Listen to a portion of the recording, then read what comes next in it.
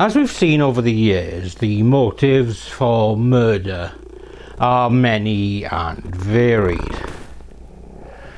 Unless the perpetrator is a dyed-in-the-wool psychopath, and sometimes indeed even if they are, there will generally be a reason underpinning the heinous actions that they have taken.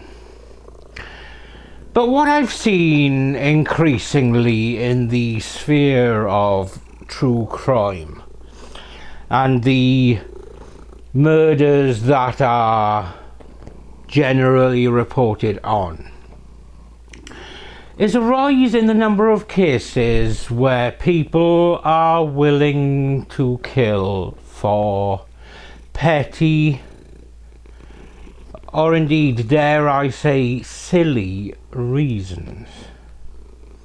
I can think of a number of cases off the top of my head that share the same petty reason for murder. And today's case is one of those. I understand that sometimes situations can feel insurmountable when you're in them and living those situations. But from the outside looking in, you kind of feel that it should never escalate to murder.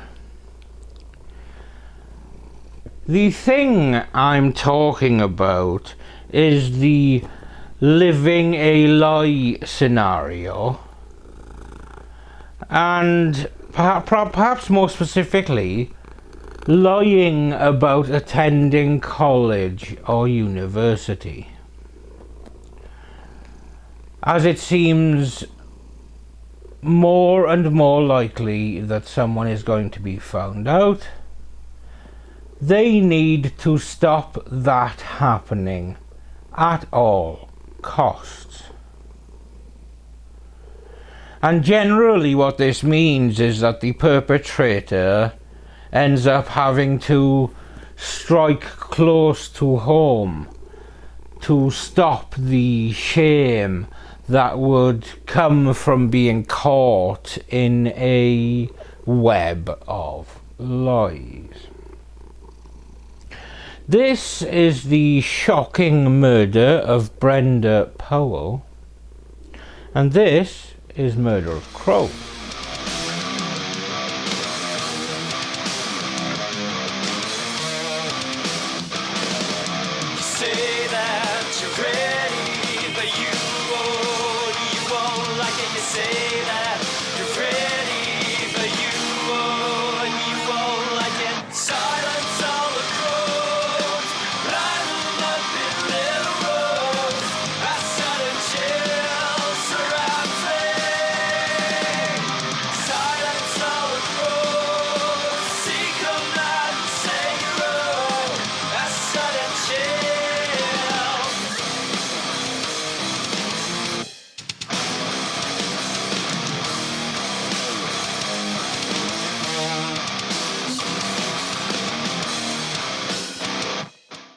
Steve and Brenda Powell were living in Akron, Ohio. In 2019, Brenda was 49 years old and was a popular healthcare professional.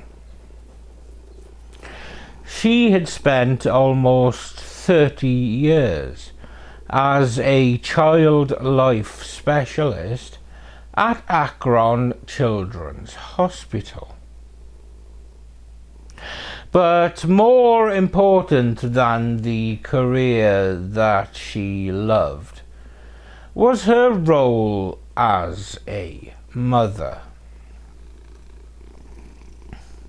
Steve and Brenda's daughter Sydney was 19, and Brenda and Sydney were incredibly close.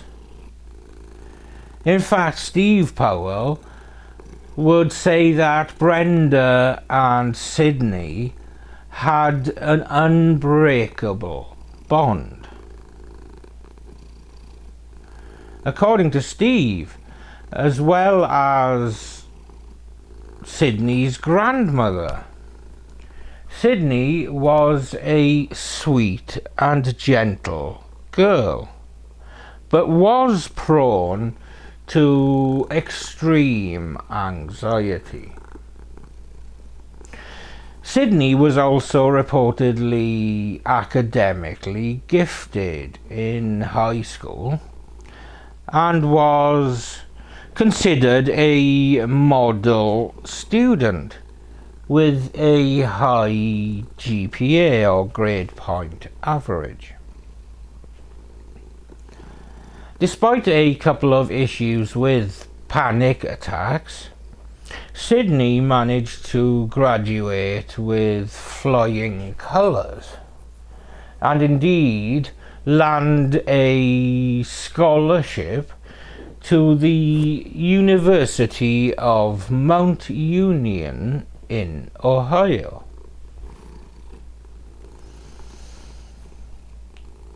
And as she would be living away from home, the family utilized the Life 360 app to have each other's location information purely as a safety measure. But as excited about this new chapter that Sydney seemed, beneath the surface, her anxiety was spiking and bubbling up. Over the course of her freshman year at Mount Union, her grade point average began to slip down. And this got even worse in her second year, where she was actually placed on academic probation. Her roommates also began noticing a significant change in her behaviour. She was sleeping excessively and was otherwise isolated for up to 16 hours a day and was refusing to go outside. Her isolation and non-attendance at classes meant that her grades were practically non-existent until the staff at the university felt that they had no option but to suspend her. And when she still made no efforts to engage, they officially unenrolled her from the university. And in addition, they made her sign a document acknowledging the fact that she had been unenrolled. But she didn't tell anyone, and when she returned home for the Christmas break, she was telling everybody that everything was fine. And after this holiday break, she returned to her residence hall and bizarrely continued going to classes before it was brought to the attention of Associate Dean of Students Michelle Gaffney. She told Sydney in no uncertain terms that she was no longer a student there. But Sydney remained in denial about the fact that she had been unenrolled. In Sydney's mind, for someone that was previously an overachiever, failure was not an option, so it simply could not be. So she simply chose to ignore it.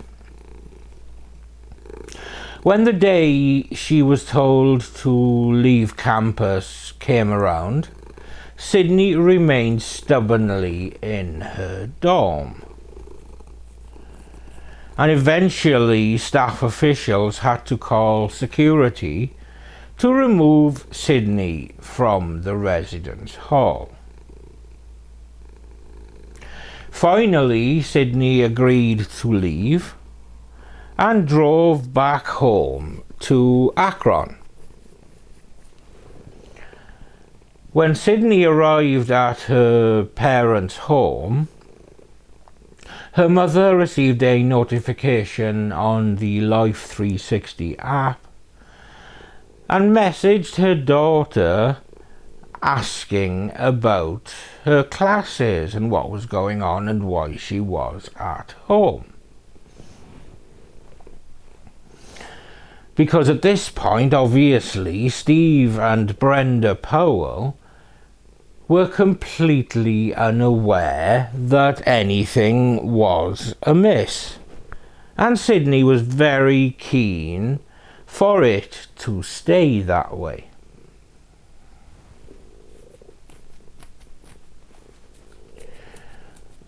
When she was challenged, Sydney lied to Brenda and told her that her teacher was away on a holiday, so she had taken the chance to stop by with her parents. And Brenda unwittingly responded, "Why do I always feel like you are scamming me?" And Sydney brushed this off and did what she could to placate her mother. And she left the home, and then for the next week or so, she went to great lengths to keep up the charade to her parents. She slept in her car and in various motel rooms, just to keep up the pretense that she was still at college. Things seemed to come to something of a head on March the 3rd, 2020. Steve Powell, Sydney's father, was at work when he received a notification from the Life 360 app. And the notification said that Sydney had returned to the family home. But she was not due back from college for another week. He had also received a concerning call from the university stating that his daughter was no longer enrolled there. These things combined made Steve suspicious, so he decided to head home to challenge Sydney on what was going on. But he did not want to forewarn Sydney that he was on his way.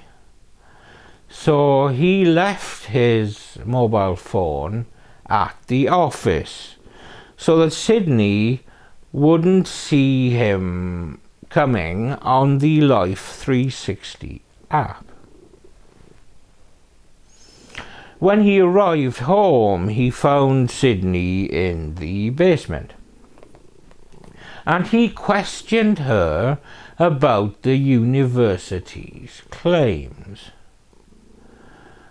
And in order to try to fudge everything, she told her father that she was still enrolled, but was struggling at the time. Kind of a half-truth, but still not the whole picture. Now, Steve called his wife Brenda to let her know, because with Sydney and Brenda's very, very close relationship, he felt his wife would be better able to handle the situation. Then, before Brenda could arrive home, Steve left and went back to work.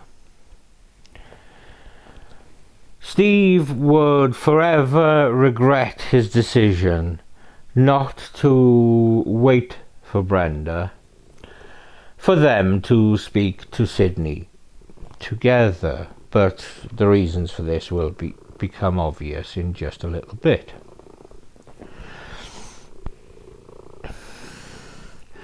In order to get to the bottom of the fog of lies and half-truths surrounding Sydney's education status, Brenda wanted to speak to university officials to get the cold, hard facts from their side of this particular equation. She contacted the University Dean Fraser, who then invited Associate Dean of Students Michelle Gaffney onto the call, since she had a fuller understanding of the situation and of the facts. And this conversation had barely started when the university officials suddenly heard blood-curdling screams and a series of thuds before the call cut off. And upon calling back, they spoke to somebody claiming that they were Brenda, but they were absolutely convinced that it was actually Sydney speaking. So after all of this had gone off, they immediately called the Akron police and reported a disturbance at the Powell residence. Dean Fraser was sitting at his desk and I was sitting next to it. He dialed, the phone was answered, and Mrs. Powell answered. When you say Mrs. Powell, is that Brenda who answered? Brenda answered, yes. Okay. And what did you tell Brenda at that time? So Dean Fraser was speaking and simply said, Brenda, yeah, this is Dean Fraser. I'm sitting here with Michelle Gaffney, our associate dean of students. We're returning your call, and that's about as far as we got. Did Brenda respond to that introduction at all? Yeah. Okay, Yes. what did she say? I think he asked, "Is this Brenda Powell?" Oh, okay. And she said yes, and then he identified himself. Okay. And Miss Gaffney, what happened next? There was a very large or a very loud sort of thud sound, like a pounding or a thud, accompanied by a pretty loud scream, and the scream might have actually been first, and then the thud. Okay. As I think about it, and then there was sort of an expulsion. The other sound that I heard at that same time, or right after, was sort of an expulsion of air, like the air was knocked out of somebody. Okay. I'd always heard that expression of the air being knocked, having the wind knocked out of you, but I didn't. That's actually what it sounded like. And then several more repeated thuds. I don't know how to describe the sound. No, and that's okay. And you and Mr. Fraser could hear this from the other end of the phone. From the other, it was on speakerphone, right? Okay. Yeah. Did you hear any communication during these thuds? Just the screaming, and so we were both talking into the phone, saying, what's happening? Are you okay? Do you need help? What's going on? Yeah, can you describe your mindset at this time? I mean, I very definitely felt like someone was being attacked. And so we weren't getting an answer. I think at some point I said, if you can't respond, we're going to call the police if we don't hear if no one can tell us what's going on. The dean's has an administrative assistant right outside his door, so I said, well, I'm going to get Sydney's address, and he kept talking. And so, Mr. Frazier? Mr. Frazier, yeah, Dean Frazier. So I opened the door and told our admin, I said, I need Sydney Powell's address right away. And in the meantime, I had my phone and I was looking up the number for the Akron Police Department. Why didn't, let me ask you this. Sorry, I interrupt you again. Okay. Why didn't you want to call 911? Because I knew it would go to Stark County Dispatch. I work with our security and the Alliance Police quite a bit. Okay. And we actually, when we need the police, we call the Alliance Police Dispatch and not 911 because it goes to Stark County and not Alliance. Okay. And they often don't. It takes longer. So you wanted to get directly I in wanted to get contact directly with- to, I knew she was from Akron. I wanted to get directly to the Akron Police, so. And Ms. Gaffney, can you describe how that phone call continued or what happened next? So while Tara is our assistant, while Tara was looking up that address, the phone cut off at some point after, I would say that somewhere in the neighborhood of 6 or 7 of those thuddings, those sort of thud sounds. And the screaming had continued. And when you say the phone cut off, did the call drop or The was call it dropped. Okay. We lost the call. Okay. And so we decided to keep, while we were waiting for the address, to keep calling. We called the number back, Brenda's number? Brenda's number that she'd left, and we called twice, and there was no answer. It rang and rang and rang and no answer. When it went to voicemail, we hung up and we called again. And then on the third time, and I had just gotten the address as the phone was answered. Okay. On the third try to the number, and Dean Frazier said something along the lines of, "Brenda, is that you? Are you there?" And the voice on the other end said, "Yes, this is Brenda. Yes, this is Brenda." Now, Ms. Gaffney, did you recognize that voice on the line? Yeah, Okay, was that Brenda it Powell? was not Brenda. Who did you recognize that voice to be? I was sure it was Sydney. Both Dean Frazier and I looked at each other and sort of shook our heads at each other and said, that's not Brenda. And he then said, I don't, Sydney, I think this is you. This is not Brenda. And what happened next? The phone went dead. Okay. And Ms. Gaffney, what did you do next? We called the Akron Police. By that point, I had the phone number up and the address, and so we called the Akron Police and indicated we felt there was some sort of situation at this house and that they needed to send someone right away. When police arrived on the scene, they were confronted by a inconsolable, hysterical Sydney. She screamed that her mother was on the ground and that someone had broken in through the back window. But while there was a broken window, there seemed to be no evidence of an intruder being present. Sydney told police at the scene that she and Brenda had heard a bang and that Brenda had told her to get out. According to Sydney's tale, someone broke in through the back.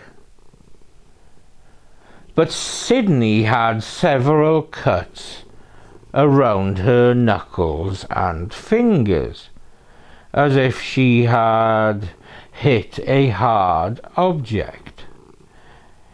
But if she had left the room when her mother had told her to, why was she injured? As I mentioned, Sydney was initially hysterically crying. But when officers asked her for the details, she abruptly stopped and flopped over to the side, becoming catatonic. She lay down in a fetal position and tapped her head against the pavement while stroking the ground with her left hand. Please!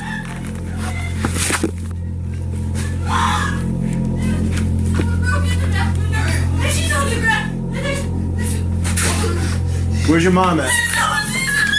Okay, stay right here. No, there's so much blood. No, please. Man! Never. Take her. No!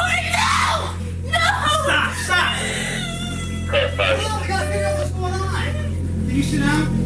R9, get that 32 rolling here quick. We got a female down, blood all over the place. Sergeant Smart, you just got a crime scene. Take her outside. You got she's big blood all over. I don't even know if she's breathing. Secure the scene. She looks like a 22. She looks like she's been down for a while. There's blood all over the place. There's a knife by her head and stuff like that. And there's a huge pool of blood. No, I think she just walked in on it. There's a broken window in the back. So if you can just put up some crime scene tape. As soon as AFD gets here, they're going to pronounce.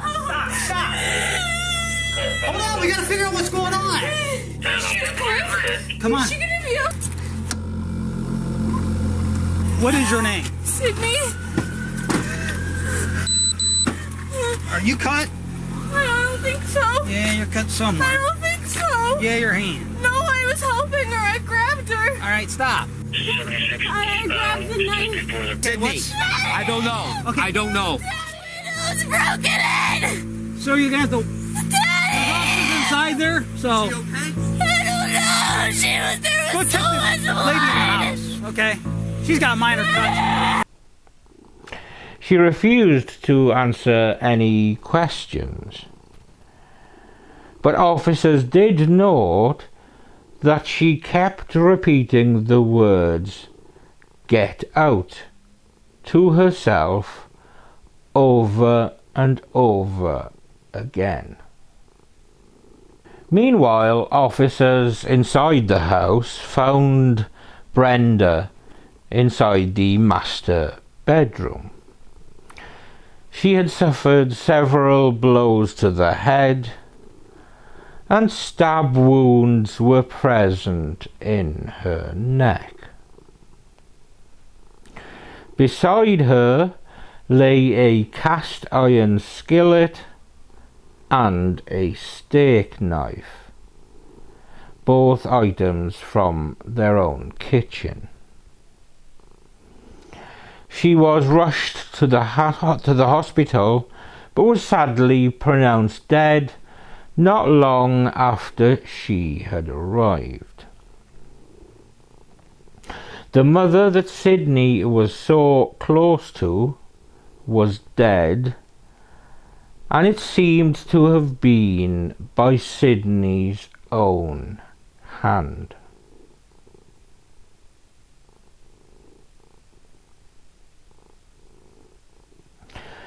Sydney was also transported to the hospital to be evaluated for her injuries. Just a few hours later, she was in police custody, arrested on the charge of murder. Her family was unsurprisingly horrified. Sydney had never displayed violent tendencies or violent behaviour before.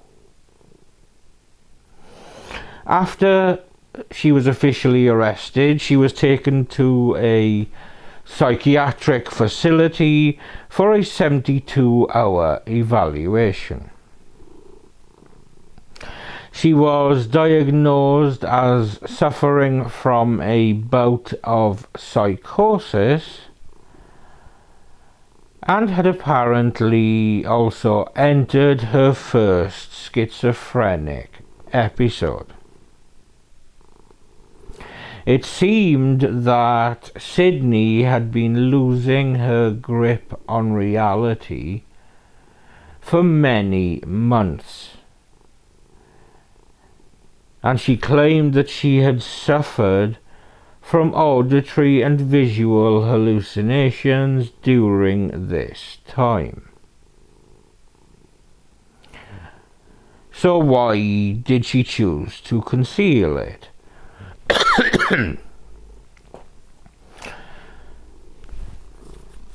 Well, if she hadn't concealed it, then maybe she would have to admit that something was wrong. And she was more concerned with the way that she'd be perceived if she admitted the truth.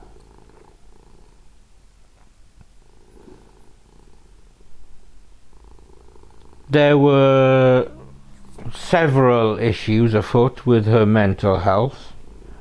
She was hearing voices berating her and seeing hallucinations, including cartoons and fire coming out of her fingers. She was evaluated for epilepsy and also brain damage as a result of several concussions she'd had in high school. But there was no evidence of either. Her symptoms were completely psychological and not related to any physical impediment. In 2021, Sydney's hearing took place. She pled not guilty for reasons of insanity, as you might expect. Sydney's lawyer also stated that Sydney could only remember flashes of the attack and the overwhelming feeling that she had to escape the house that day.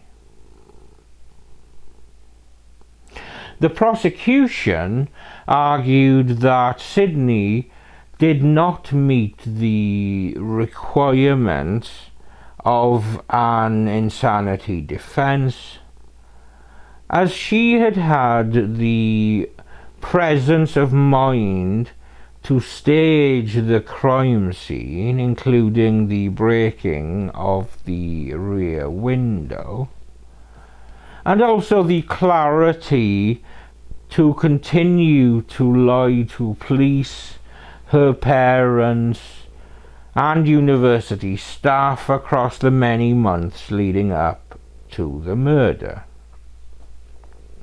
A psychologist for the prosecution, Sylvia Obradovich, testified that she believed that Sydney had borderline personality traits.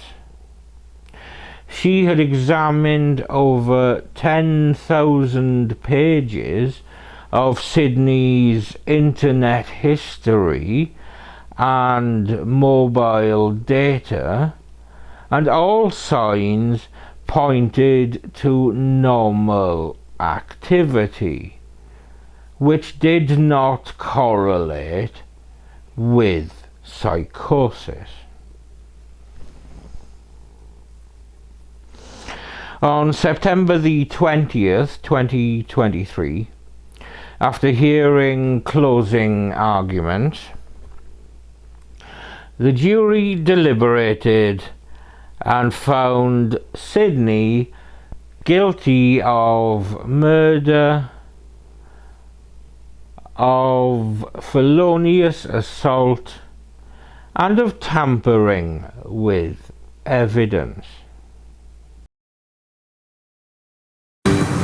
Welcome back to Court TV Live. I'm Julia Janae here joining Ted Rowlands, and we are covering this new information out of Ohio that there is a guilty verdict for Sidney Powell, all counts. This jury came back after 9.5 hours, Ted. Yeah, they took their time over 3 days, and at the end of the day, though, as Shanley Pater pointed out with their mannerisms in the courtroom, they just didn't believe Sidney Powell was suffering from an acute mental breakdown when she murdered her mother in 2018. Let's start the hour by looking back. If you missed it, this is what happened when the verdict was read. Verdict form number 1 as to count 1 reads, we the jury in this case being duly impaneled, sworn, and affirmed, do hereby find the defendant Sidney Powell guilty of the offense of murder as charged in count 1. The form goes on to say, and we do so render our verdict upon the concurrence of 12 members of said jury. Each of us said jurors concurring in said verdict signs their name hereto this 20th day of September 2023. Each juror has signed in ink next to his or her name. Verdict form number 2 reads, we the jury in this case being duly impaneled, sworn, and affirmed, do hereby find the defendant Sidney Powell guilty of the offense of murder as charged in count 2. And we do so render our verdict upon the concurrence of 12 members of said jury. Each of us said jurors concurring in said verdict signs their name hereto this 20th day of September 2023. Each juror has signed their name in ink next to their juror number. Verdict form number 3 reads, we the jury in this case being duly impaneled, sworn, and affirmed, do hereby find the defendant Sidney Powell guilty of the offense of felonious assault as charged in count 3. And it reads, and we do so render our verdict upon the concurrence of 12 members of said jury. Each of us said jurors concurring in said verdict signs their name hereto this 20th day of September 2023. Each juror has signed his or her name in ink next to their juror number. And finally, verdict form number 4 reads, we the jury in this case being duly impaneled, sworn, and affirmed, do hereby find the defendant Sidney Powell guilty of the offense of tampering with evidence as charged in count 4. Below that it says, and we do so render our verdict upon the concurrence of 12 members of said jury. Each of us said jurors concurring in said verdict signs their name hereto this 20th day of September 2023, and each juror has signed in ink next to their juror number.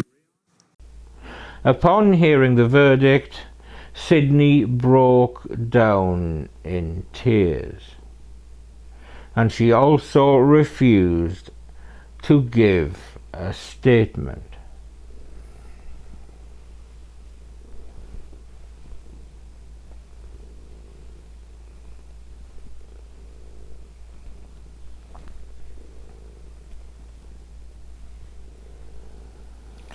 At her sentencing hearing, rather remarkably, her father actually appealed to the judge for leniency.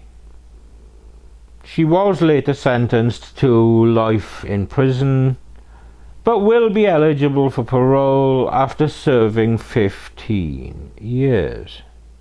To the family and friends, I am terribly sorry for your loss here. I cannot imagine what you have been through. I have received and read all of the letters that have been sent to me. I have considered the evidence that was brought into evidence at the trial, the statements of counsel, and all of the information that is before me at this time. Based upon the facts and circumstances of this case and in consideration of the relevant sentencing factors, including seriousness and recidivism, and applying the minimum sanction that the court has determined will protect the public and punish the offender without imposing an unnecessary burden on state and local resources, the court imposes the following sentence. On count 1, ma'am, I sentence you to an indefinite sentence of 15 years to life in the Ohio Department of Corrections. On count 4 of the indictment, I sentence you to 3 years in the Ohio Department of Corrections. Those 2 sentences to be run concurrent with and not consecutive to each other. Ma'am, understand that you have a right to appeal this decision, and that notice of appeal must be filed within 30 days of the sentencing judgment entry. Your attorney has indicated to me that you are without funds to hire an attorney to represent you for appeal. Is that correct? And you wish for me to appoint counsel to represent you? I will do that. We will try and get that done before you. The reason I chose this case over the other similar cases was to invite you guys to give your thoughts on the schizophrenia psychotic break versus the well-crafted crime scene. Could someone legally insane have tried to fool authorities yet still not be considered to have had criminal intent in the legal sense? This aspect of the case sets it apart from some of the other cases and adds a further element to be considered. I'd really love to know your thoughts on this, as I'm not 100% sure what I think about it myself. So I'd be really interested to read your opinions about it. Whatever the truth about Sydney's mental health, it is an inescapable fact that she killed her own mother. Brenda was a loving wife and mother, and her choice of career shows how compassionate and empathetic she was, choosing to focus on children and helping them get well.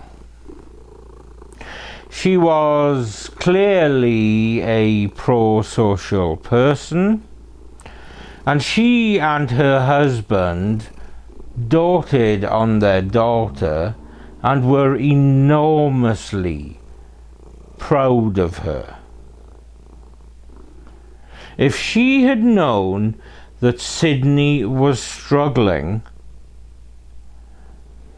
she would no doubt have done everything possible to help her, to comfort her, and to support her to get back on track. But it was not a risk that Sydney was willing to take. And as such, a lovely, loving woman was senselessly killed. This video is unquestionably dedicated to her.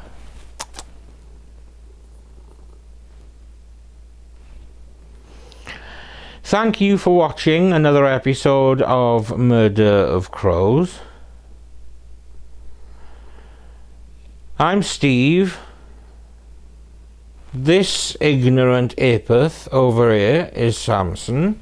I don't know if you can see him or not, or whether he's out of frame. But this ignorant sausage is Samson. And we will see you when we see you.